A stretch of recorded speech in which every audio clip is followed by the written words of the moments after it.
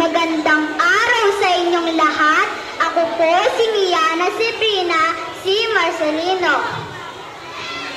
Katutubong wika, simula't sa buhay sa sinapupunan ni nanay. Batay sa sariling wika'y sinasanay. Wikang katutubong tugot laman nitong laing ating pinagmulan. Iba't ibang salita man ang ating ginagamit. Pilit isinasaisip, wikang unang binanggit. Sa ating bansa, nagkakaiba man ang lahi. Pagkakaunawaan pa rin ang laging iniisip. Ako, ikaw, tayo ay may mga dugong Pilipino. Pilipinas itong bansang ating isa-isip at isa-puso.